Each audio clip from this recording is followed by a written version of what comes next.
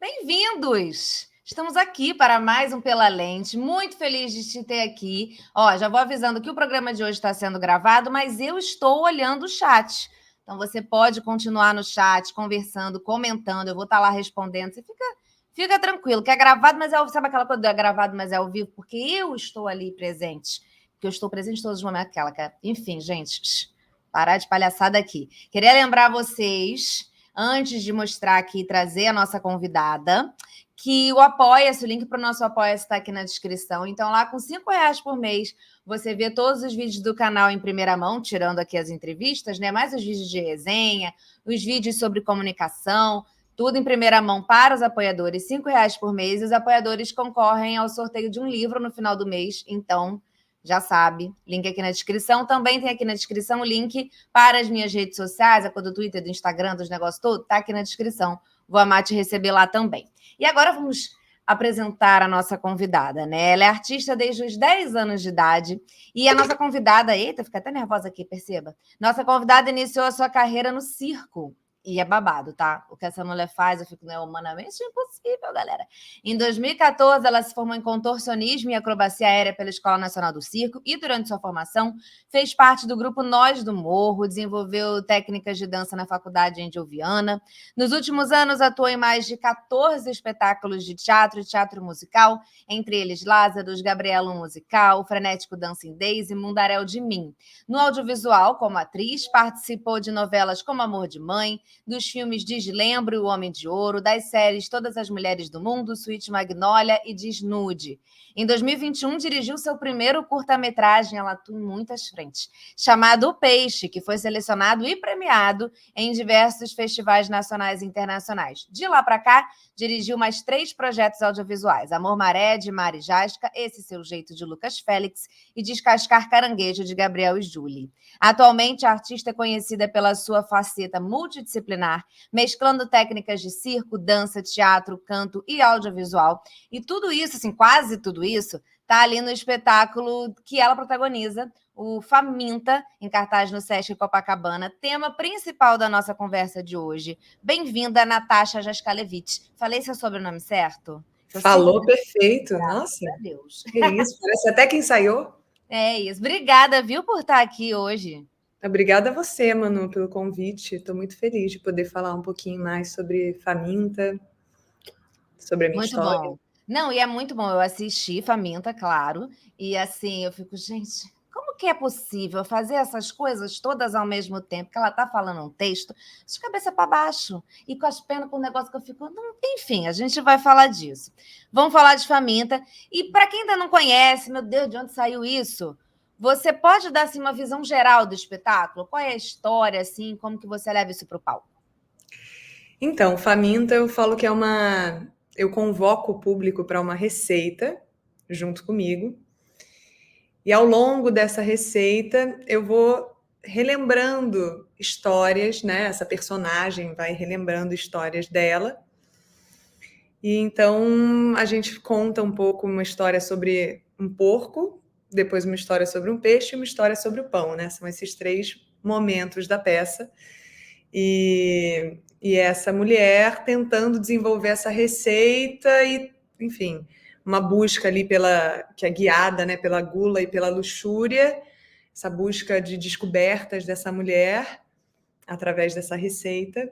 E aí ela vai se deparando com alguns obstáculos, alguns desafios, né, para encontrar esse prazer de ser e de estar consigo mesma.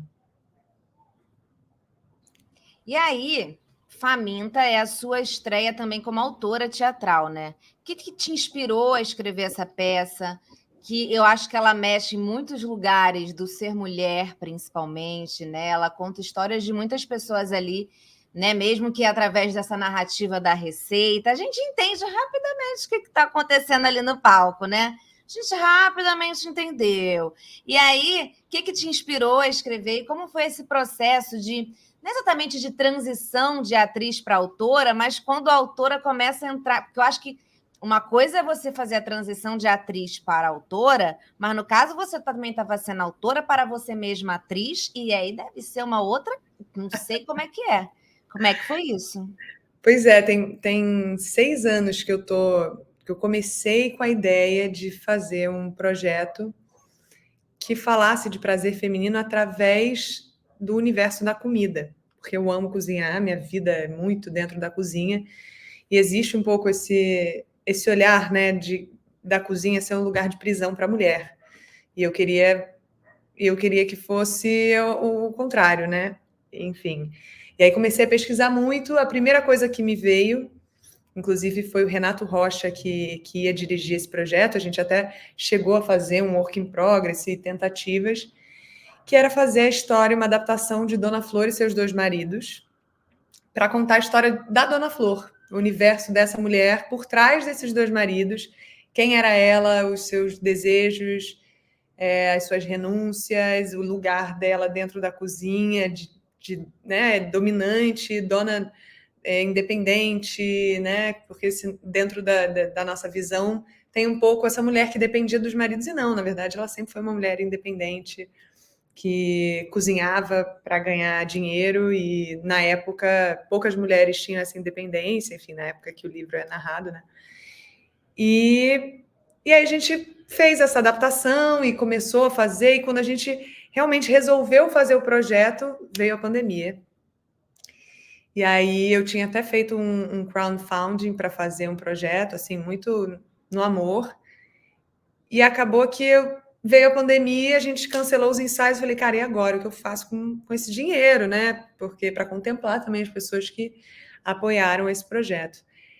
Aí eu comecei, enfim, seguir a minha pesquisa, né, sobre lendas afrodisíacas, o prazer na comida e tudo mais, teses de mestrado. E durante essa pesquisa, aí Duda Maia, que é a diretora de Faminta, entra aí como um primeiro tempero. Eu fui encontrar a Duda Maia, nunca tinha trabalhado com a Duda, mas já conhecia ela, enfim, amiga de amigos e tal. E a Duda, um dia eu fui na casa dela, ela falou: olha, eu tenho um livro muito especial chamado Afrodite, que é um livro da Isabel Allende, que eu amo e tal, e fala sobre comida, prazer, acho que pode ser legal você ler. E ela me emprestou esse livro há 3 anos atrás, né? Na pandemia, nem sei, 3, 4 anos atrás. E aí fui para casa e nesse livro eu achei um conto chamado Peixe Frio, que é um conto da Lady Onogoro, do século IV, que conta a história de uma mulher que tem um caso de amor com um peixe. Então eu me apaixonei por esse conto, falei, gente, podia adaptar, nunca tinha feito um filme. Mas falei, por que será que eu não faço um curta-metragem? E aí fiquei, será? Aí escrevi um roteiro, me debrucei, nunca tinha escrito um roteiro, fui participar de um edital de roteiro, aí fui até a final do edital, falei, eita, acho que esse roteiro tem caldo. E aí eu falei, bom, executei o filme com a grana do crowdfunding, e foi um filme que me deu muitas alegrias, assim. Ele viajou para vários festivais dentro e fora do Brasil. Aqui no Brasil ele foi premiado em 4 festivais e abriu essa janela fantástica, que é uma coisa que eu gosto de trabalhar, né? Eu detesto esse compromisso com a realidade, porque, sei lá, né? A gente já vive tanto essa realidade e é tão dura. Então, eu gosto muito de trabalhar a fantasia nos meus textos, nas minhas criações. E aí, o Peixe foi essa primeira grande realização desse curta-metragem de 11 minutos, que está até disponível o link lá na minha bio, quem quiser assistir. E aí, muitas alegrias, eu pensei, ainda pandemia, pensei, cara, como é que eu continuo, né, falando sobre isso? E pensei, vou fazer uma trilogia. Não satisfeita, fiquei tão feliz de fazer o primeiro, falei, vou fazer uma trilogia. Aí eu desenvolvi mais um roteiro que era do pão, o do pão, e mais um roteiro que é o do porco. O porco seria o único que seria um longa-metragem, porque tem bastante história. E aí até escrevi o projeto do pão, que era um projeto menor, tal, mas ainda não rolou. E aí, quando eu passei no edital do Sesc Pulsar ano passado, eu pensei, por que eu não faço a história dos filmes no teatro? Porque é uma história que me atravessa muito, fala sobre a minha vivência. Todos os filmes, mesmo sendo dentro desse universo fantástico, falavam muito sobre mim também, enfim. E aí, nesse contexto, o Renato Rocha, que é um querido, ele até, quando ele leu a primeira parte do texto, ele falou, caraca, Nath, acho que eu já não posso mais dirigir, né, esse texto, e foi super sensível, e falou, cara, você tem alguém em mente? Eu falei, olha, eu acabei de trabalhar com a Duda Maia, e estou apaixonada pelo trabalho dela. Ele falou, claro, a Duda é maravilhosa, chama a Duda. E aí liguei para a Duda e a Duda topou assim, falou, não sei nem o que é, mas eu tô dentro com você. A gente tinha se apaixonado, a gente já se namorava há anos. E aí, ano passado, a gente fez uma peça juntas, que a Duda dirigiu, chamada Mundaréu de Mim, com um texto do Vitor Rocha, super linda, mas era um elenco com 17 pessoas. E aí eu chamei, é o primeiro monólogo que a Duda dirige, primeiro espetáculo solo, né? E meu primeiro espetáculo solo. Então, uma estreia aí, minha estreia como dramaturga, enfim. E aí mostrei o texto para a Duda, e com várias ideias e tal, e aí a Duda falou, cara, você está disposta a entregar, assim, e deixar que eu te conduza nesse processo? Eu falei, é o que eu mais quero. E aí a Duda, inclusive, me deu várias provocações, assim, de texto, chegava à noite e falava, cara, desenvolve isso aqui. Acho que essa cena ainda precisa de mais gordura. Então, ela foi conduzindo também, provocando. Durante o processo, a Cecília Ripoll assistiu alguns ensaios e também fez essa interlocução com o texto, né? Porque eu estava desesperada, porque não sou dramaturga de teatro, e do Neida resolvi fazer monólogo. Louca, completamente louca. Mas e aí foi isso um pouco, essa coisa da dramaturgia. Já era uma coisa que eu vinha desenvolvendo, mas você vê, 6 anos aí de Dona Flor, adaptação e filmes e para dar nesse resultado que você viu lá no teatro. Você sabe que eu entrevisto muita gente de teatro aqui, também de cinema, e uma coisa que eu vejo em comum em todas as falas, nas últimas entrevistas que eu tenho feito, assim, sei lá, do ano passado, desse ano, de que dessa relação de como a pandemia influenciou o trabalho no que ele se transformou por diversos e os mais variados motivos. Como a pandemia influenciou e a importância dos editais. Todo programa eu falo isso, porque é um ponto em comum, assim, a importância do edital sempre, e principalmente nesse pós-pandemia, para botar para fora todas essas transformações que aconteceram, né? É muito. É muito comum isso aqui no programa, é muito interessante. Eu falo assim, é muito difícil a vida dos editais, isso é uma coisa assim, até um pouco triste, né, da nossa relação com a cultura no Brasil, porque você tem que se matar para escrever 1000 editais, para passar em um, né, e é um trabalho não remunerado e que demanda muito tempo, mas é uma dica que eu dou para todos os artistas, assim, que eu conheço ou que me pedem algum conselho, cara, como é que eu tiro esse projeto do papel? Eu falo, faz um edital. É um saco, mas às vezes você acha que está com a ideia pronta, mas é muito difícil mesmo materializar. E o edital é um portal, porque você... Ele obriga, né, você a botar ali, explicar tudo. Você fica, eita... Exato, ele te dá uma data, um limite, aí você corre, escreve qualquer coisa.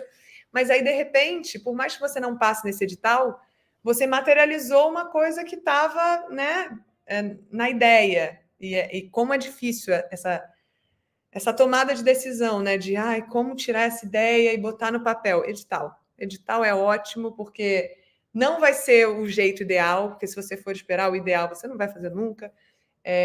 Então, mas vai ser. Sai alguma coisa. E aí você vai adaptando, vai vindo outro edital, a ideia vai transformando, sua vida vai mudando, né? E aí você vai aprimorando a obra. E você vai entendendo aquele trabalho, né? Porque você vai tendo que tentar. Fazendo uma analogia tosca aqui, mas eu faço doutorado e eu acho escrever um saco, eu queria dizer isso para você, o que é muito louco, porque você está no doutorado e eu gosto de falar, como vocês já puderam todos perceber aqui ao longo do tempo. Por mim, falava assim, me dá 5 horas para falar a minha tese sem eu precisar escrever uma página, eu estaria feliz. Mas eu fui percebendo ao longo do tempo que é quando eu sento para escrever o artigo que eu vejo todas as falhas que existem em tudo, os buracos que precisam ser preenchidos, o que eu achava que estava perfeito na minha cabeça. Eu imagino que escrever um edital também é isso, aqui na cabeça está. Aí quando você tem aquelas perguntas do edital que você tem que preencher, você fala, ih, gente, não pensei nesse pedaço aqui, não. Esse pedaço eu não tinha refletido. E aí, em Faminta, você incorpora teatro, incorpora dança, incorpora música, incorpora circo, como falei, né, que é a causa de virar de cabeça para baixo e tal. Como foi esse processo de integrar essas diferentes linguagens no espetáculo, diferentes, né, talentos seus, né? De repente, tá cantando e fazer contorcionismo e, sei lá, atuando tudo ali. Como foi colocar e tá você sozinha no palco, pegando esse monte de coisa que você sabe fazer muito bem e colocar isso, misturar essas linguagens ali? É tudo culpa de Duda Maia, minha diretora, que acho que teve muito carinho e sensibilidade com a minha trajetória, né? Sabendo que eu poderia ir para todos esses lugares, assim. A gente, por um acaso, passou num edital de circo, e isso foi uma preocupação minha durante o processo, que eu falava, Duda, pelo amor de Deus, será que tem circo? Duda, pelo amor de Deus, olha para o seu corpo, só vejo circo. Você pendurada de cabeça para baixo, falando um negócio, vejo circo. Então, o circo está aí, né? E aí, isso eu estou achando o máximo também, que as pessoas que vão assistir o espetáculo, que são do circo, estão encantadas, falando, cara, que bom, uma nova linguagem, não é sobre técnica. Então, isso eu realmente tenho que dar essa assinatura aí para a Duda Maia, que soube, teve a sensibilidade, a mesa aqui tremendo, teve a sensibilidade de usar, né, tudo que eu tenho de mais potente, concentrar nessa obra, que é uma coisa que a Duda faz, inclusive, em todos os trabalhos dela, né? Sempre tem esse olhar para o corpo dentro do trabalho da Duda, independente de serem atores que não são do circo, você vai ver as pessoas tentando coisas que a princípio ninguém tinha visto aquelas pessoas fazendo. Então, a Duda ela explora bastante os limites. Então, durante o nosso processo de pesquisa, eu falo que a gente botou na peça, no espetáculo, 5% do que a gente pesquisou. Que o que eu comi de fruta, que eu lambi o chão, a gente falava até que a gente ia ter um apoio do vermífugo Anitta, porque foi uma lambeção e come não sei o quê, e morde um pedaço da perna, a sala de ensaio suja se joga no chão, esse negócio de atriz, né, atriz do processo.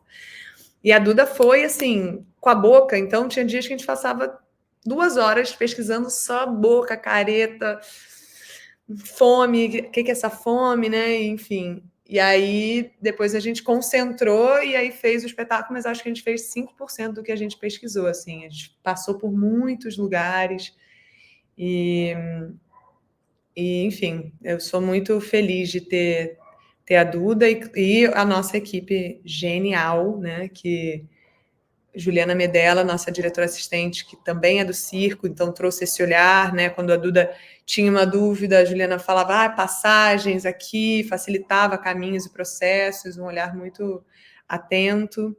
A Mitty, que é a nossa cenógrafa e figurinista, ela é minha parceira do audiovisual, de projetos, todo projeto que eu dirijo é a Mitty que faz a direção de arte, e aí é a primeira vez que eu acho que ela estava assinando o cenário de um espetáculo, e figurino ela já fez bastante para teatro.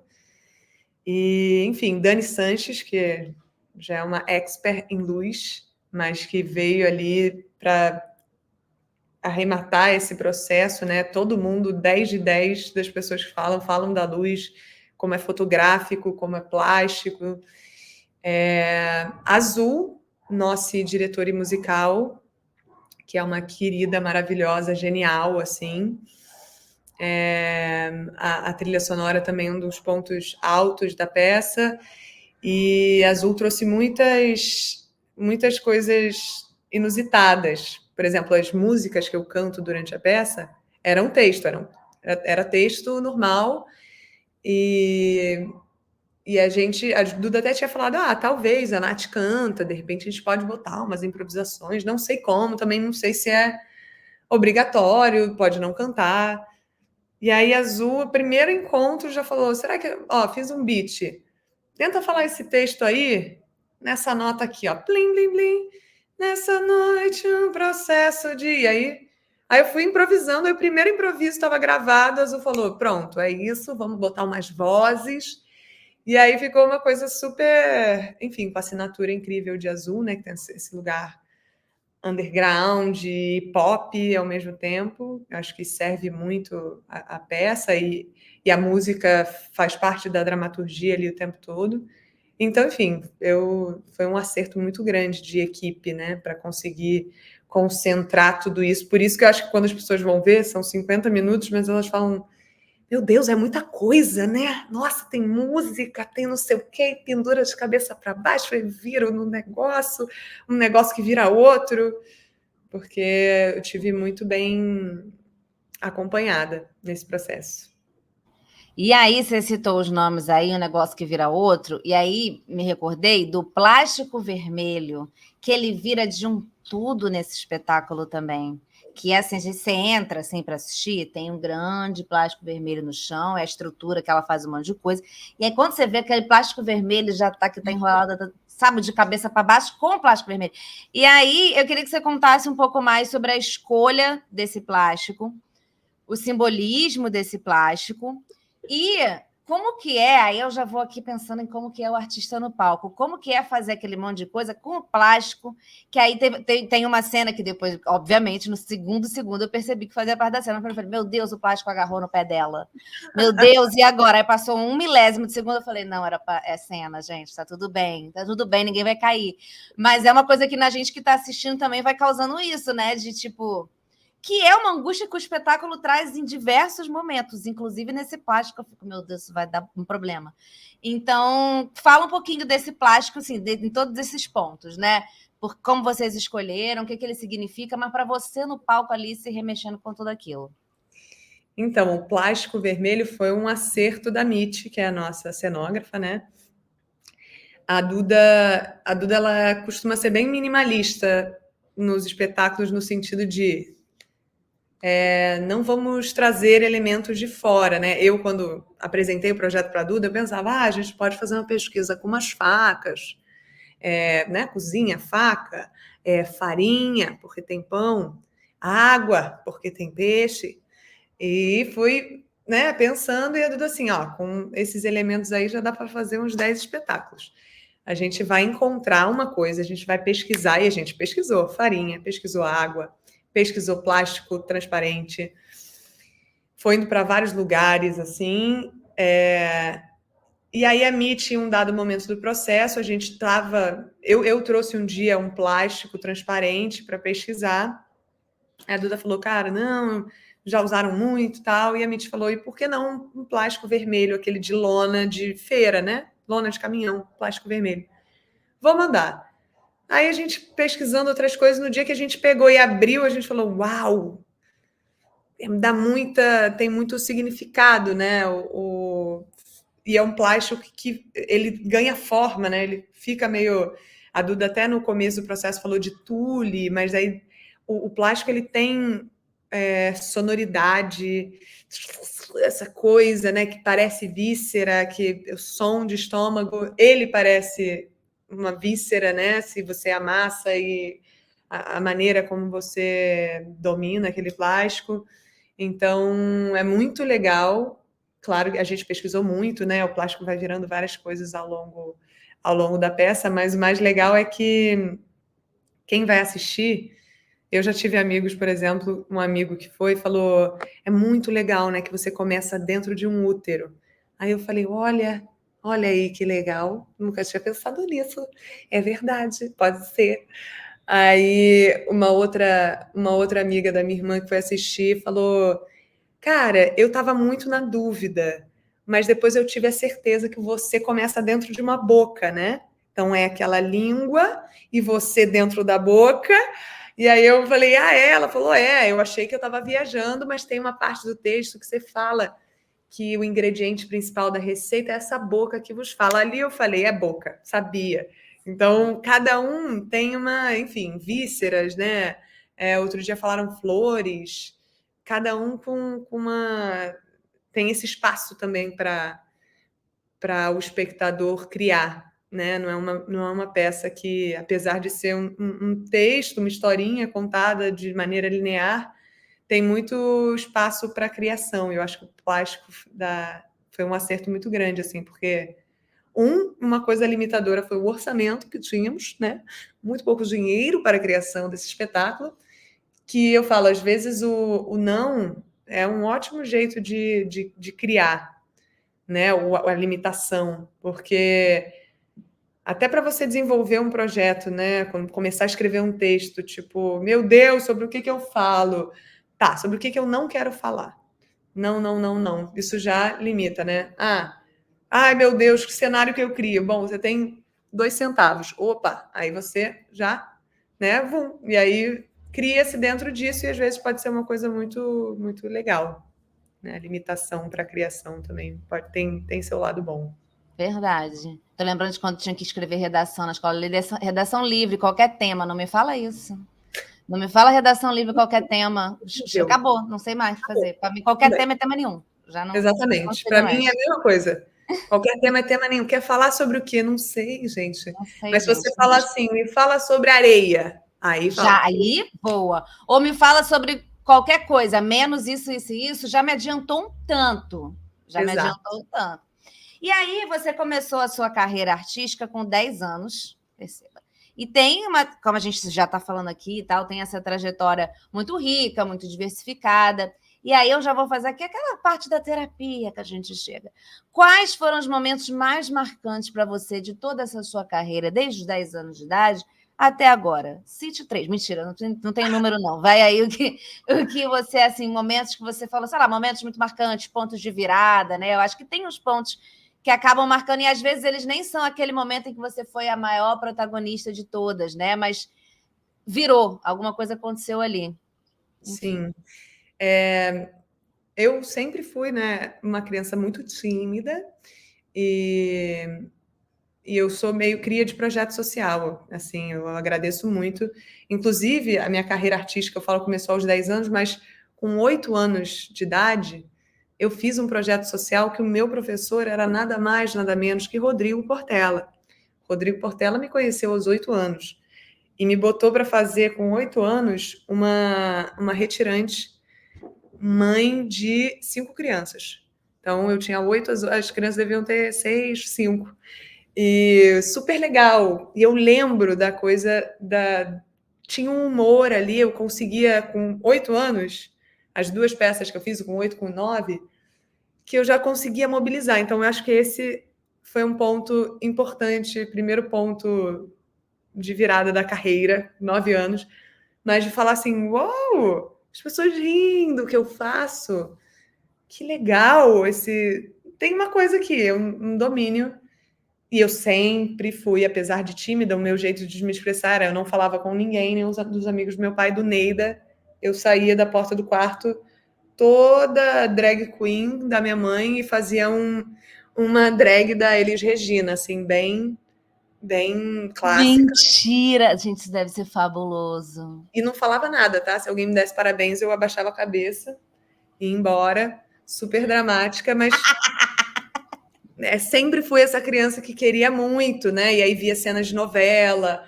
e aí, sei lá, laços de família, aí escovava meu Faltava um cabelo. TikTok, né? Já pensou? Será que seria bom ou ruim? Às vezes eu me pego pensando, se tivesse um TikTok na minha época, se seria bom ou se eu teria minhas vergonhas guardadas para todo sempre. Às vezes Cara, eu reflito sobre isso. Não sei eu, você.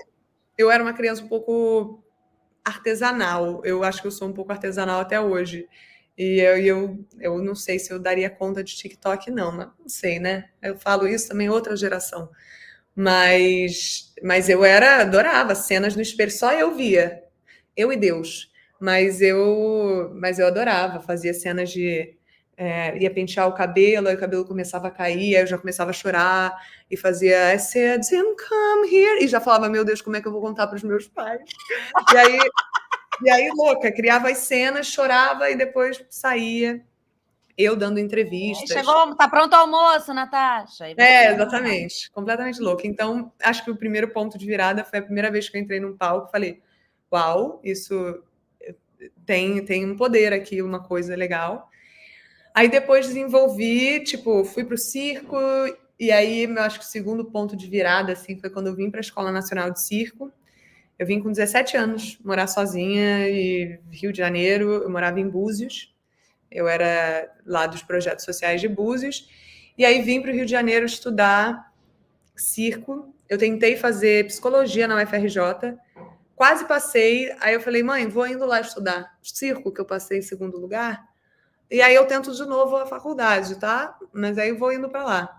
Aí quando deu 18 anos, eu comecei a trabalhar muito com circo, ganhei um edital da Funarte e ganhei grana. Falei, ó, mãe, aqui que eu vou ficar. Não, mas é a faculdade? Falei, cara, eu me sustento, eu pago minhas contas, então é isso. E fui-me embora, assim.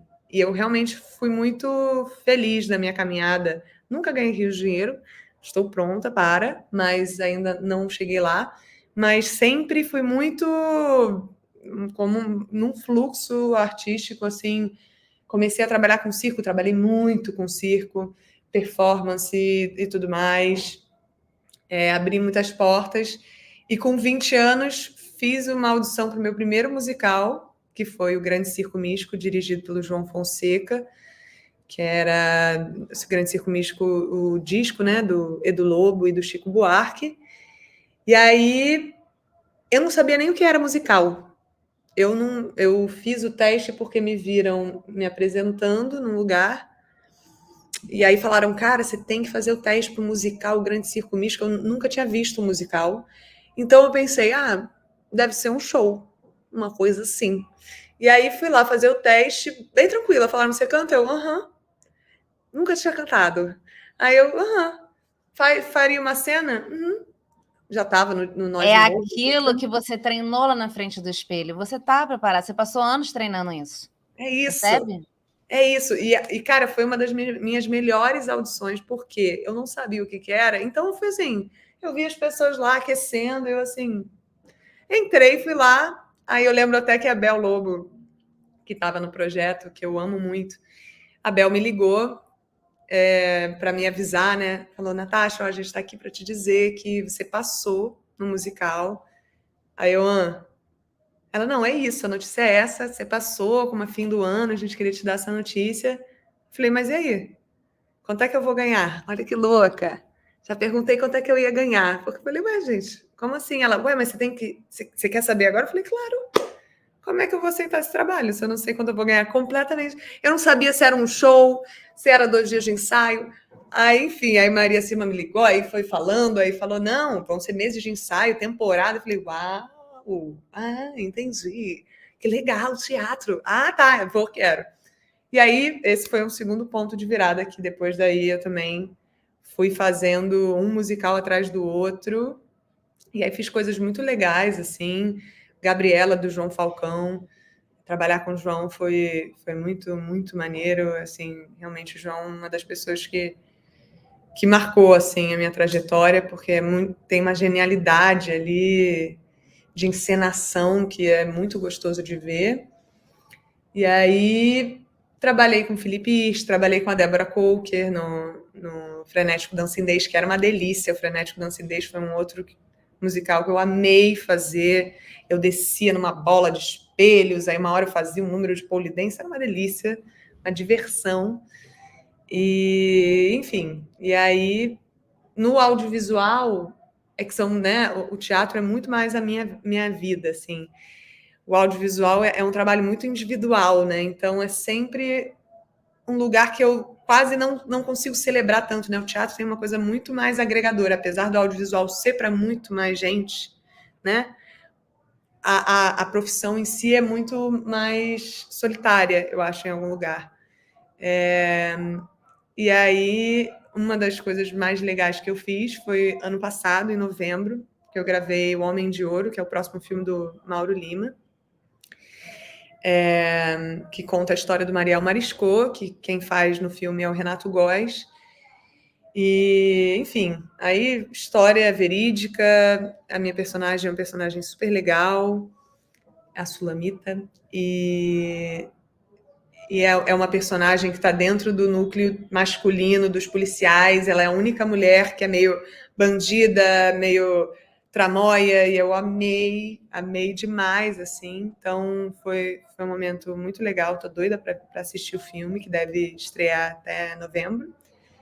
E Faminta, uma realização da minha vida até hoje. O Peixe também, né? Um filme que marcou muito a minha trajetória, assim, que me deu estímulo para começar a dirigir, acreditar no meu poder de direção.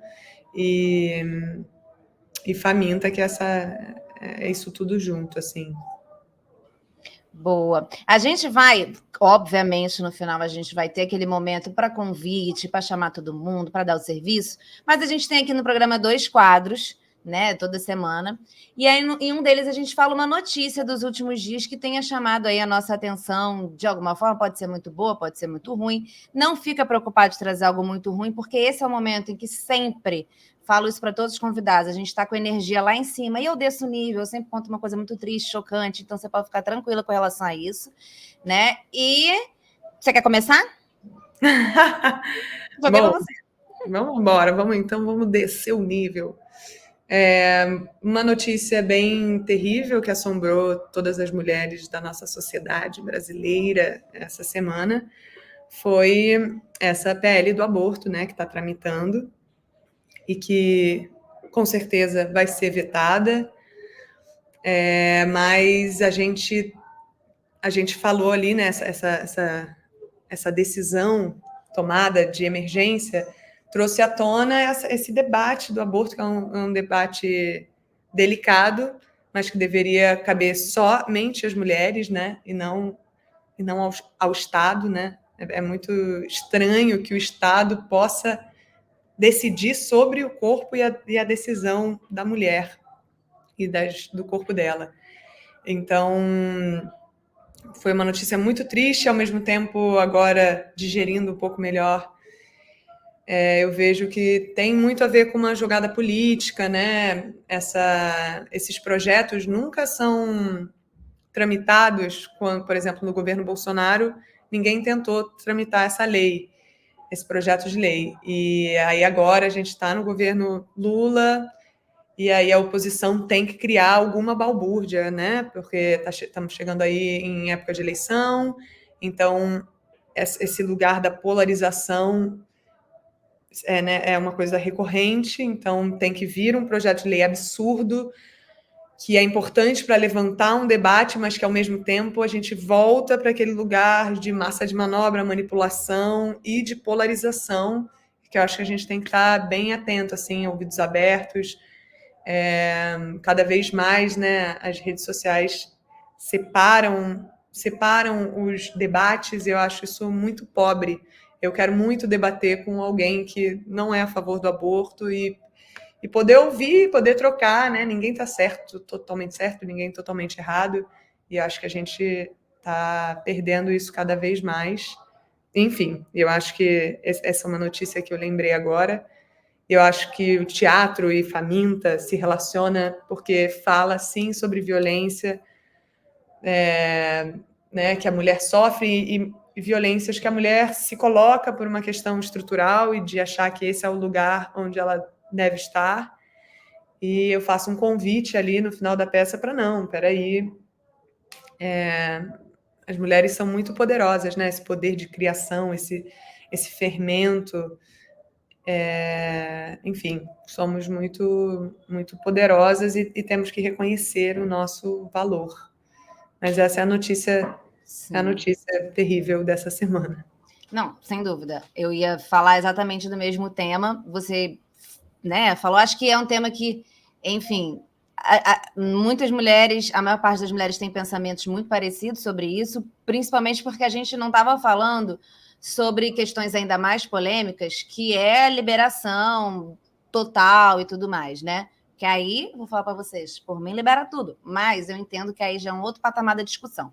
Mas a gente está falando de um retrocesso absurdo, a gente está pegando aquilo que a gente já tem na lei, que é mínimo e básico, vamos voltar tudo. E aí você escuta o criador dessa lei, né, junto com mais um monte de gente, mais o grande nome, que já foi, ou é, não sei, mas era até pouco tempo, o presidente da bancada evangélica, da Frente Parlamentar Evangélica, o Sóstenes Cavalcante, e é muito bizarro quando você escuta ele falando todas as coisas, né? Eu estava assistindo Ontem estava tendo uma sessão no Senado sobre discussão sobre a tal da sistolia fetal, que é essa interrupção da gravidez a partir da paralisação do corpo do coração do feto, enfim. E aí estava a discussão, só tinha representantes de extrema-direita e todos os debatedores eram representantes de extrema-direita falando. E tinha uma mulher médica que começa o slide com diversos versículos bíblicos dizendo algo, variações de crescei-vos e multiplicai-vos, entendeu?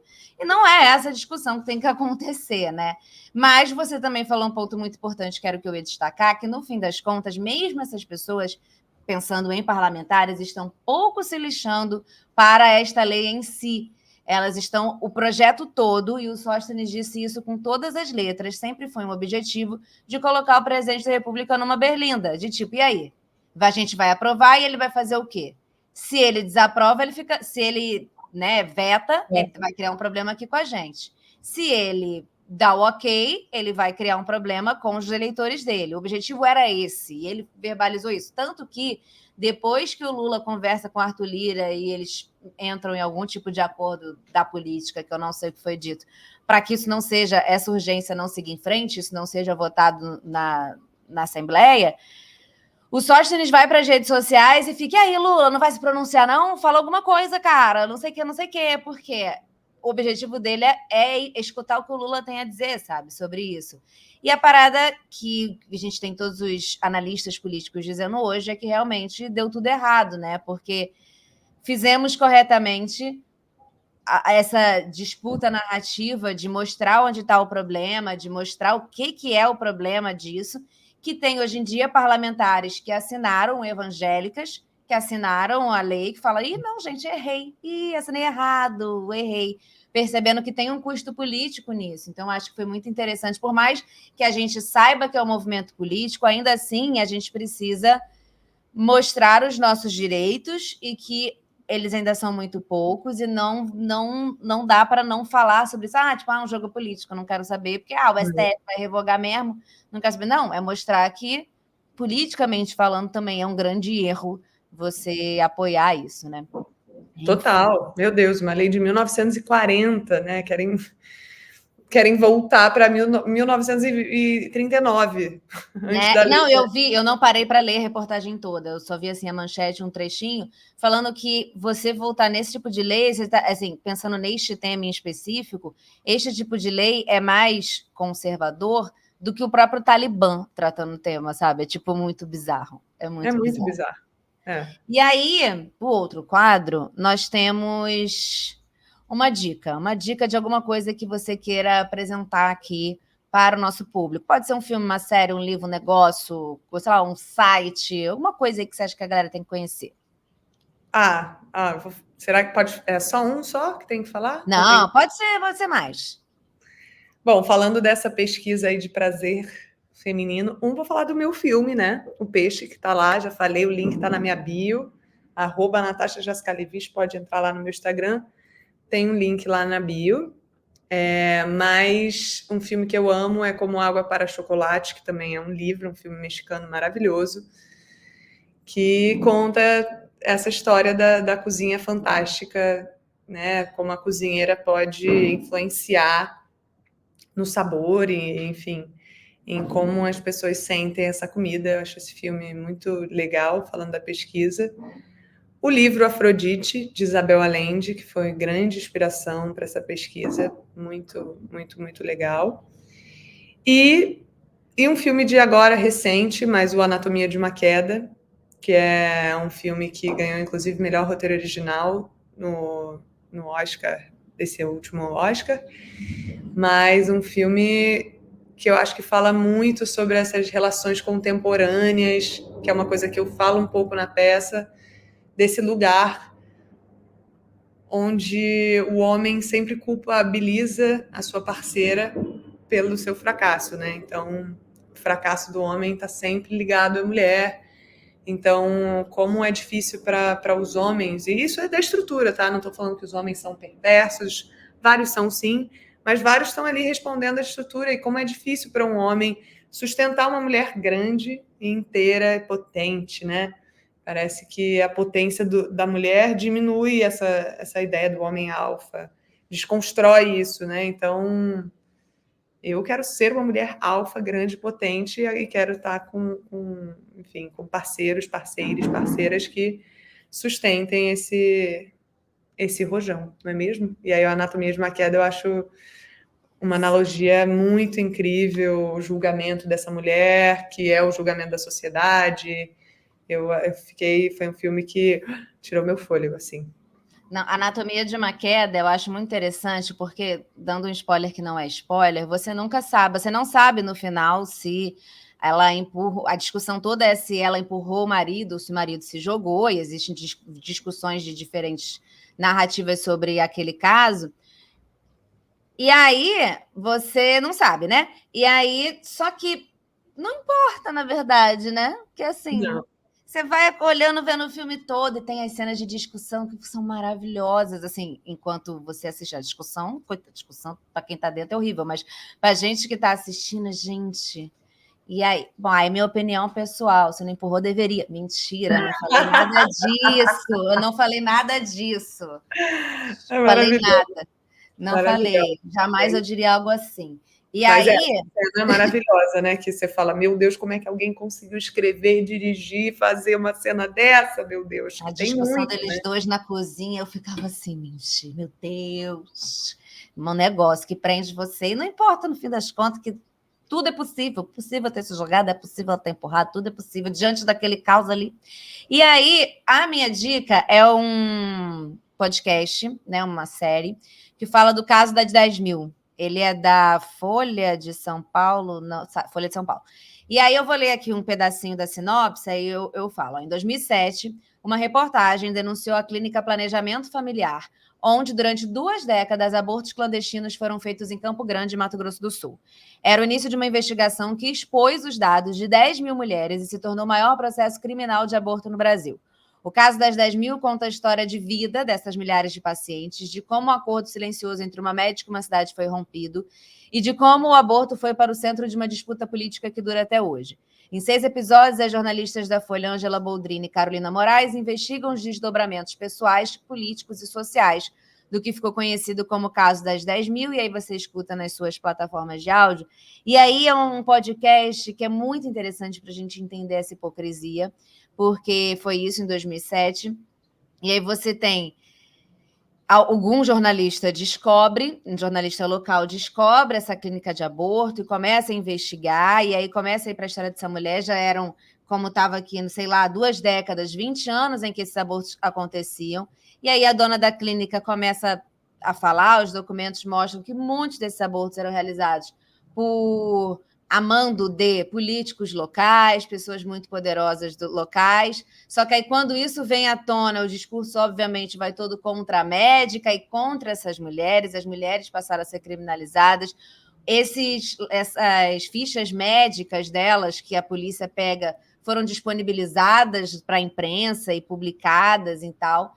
E aí, essa médica, de repente, se matou dentro do carro. Ah, meu Deus, eu diria que se mataram ela, mas a gente não tem exatamente muito isso. Mas aí, se ela se desesperou, se matou. Mas a gente não tem provas, só convicções. Mas, às vezes isso funciona, não é mesmo?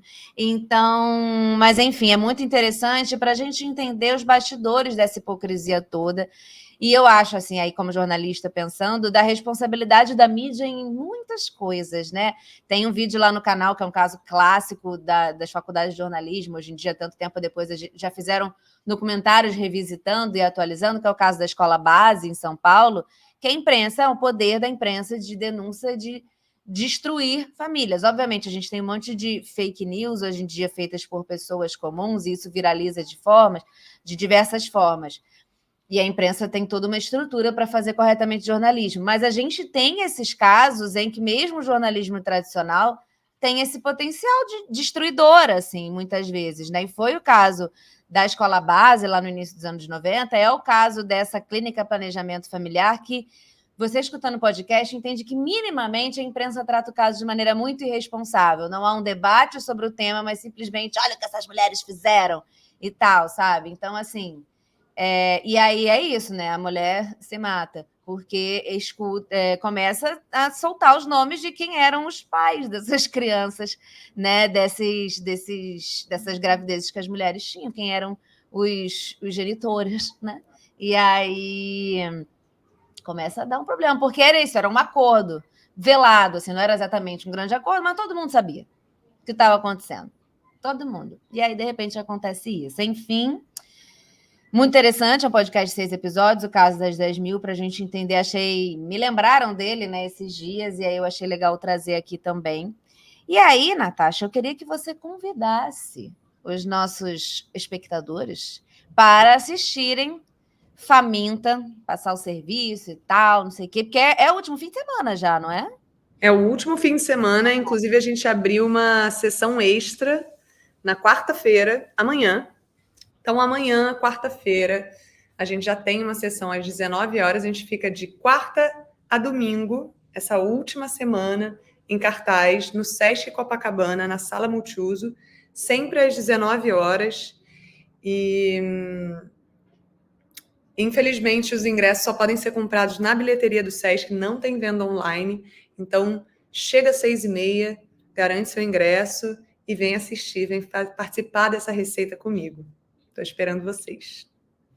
Boa, obrigada, viu, por ter aí aceitado o convite. Essa conversa foi maravilhosa e eu amei. E eu gosto, assim, quem tá aqui sempre sabe que eu tenho o lado fofoqueira, e aí eu quero saber da vida, eu quero saber assim, mas o que você sentiu no palco nessa hora, sabe? Essas coisas assim. Então foi muito legal, assim, eu adoro isso de assistir a peça, ter oportunidade de conversar com quem fez, com quem faz, sabe? De ver todos os ângulos. Né? Então, obrigada por ter aceitado o convite, de matar minhas curiosidades e tal. E Adorei, sucesso Manu. para você Adorei e para a família. demais. Muito obrigada, amei muito. Contei aqui detalhes sórdidos da minha criação. Meu Deus! Eu vou fazendo isso, gente. A pessoa ela vai começando o programa quietinha. No meio do programa, a gente está falando aquilo que a pessoa nem na terapia falou. Isso acontece às vezes nesse programa.